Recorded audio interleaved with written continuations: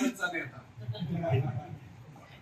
आता सगळी शेवटी 2-2 पोरांची लेकरांची 15 वर्षात हे झाले. पण अजूनही सगळ्या महाराष्ट्रभर जे आज 10 दिवस चाललाय त्याच्यामधून पुन्हा सगळी शेवटी त्या बारामती लोकसभा मतदारसंघातील आपल्या उभे राहणार हे चित्र पुन्हा तसंच मला दिसतं. आणि म्हणून गावागावातून आज संभ्रम काय करते राष्ट्रवादी, एकच संभ्रम करते. पहिलं अजित पवारांवर खूप खुन्नस आहे बापूंची यायच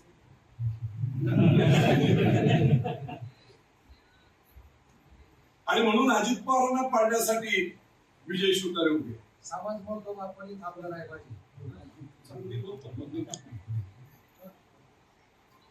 गैरसमज असा केला जातोय राष्ट्रवादीकडून की वैयक्तिक खुन्नस म्हणून अजित पवारांना पाडण्यासाठी विजय शिवतारे उभे आहेत.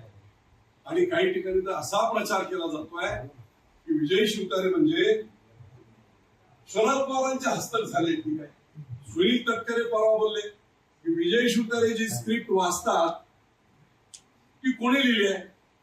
आता त्याला मी सांगितलं काय सांगायचं ते सांगितलं. अशा प्रकारचा नालायकपणा पुरंदरची माती आणि करेचं पाणी कधीच करणार नाही.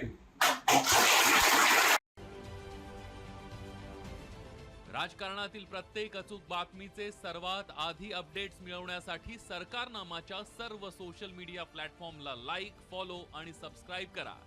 तसंच सर्व नोटिफिकेशनसाठी बेल आयकॉन प्रेस करायला विसरू नका.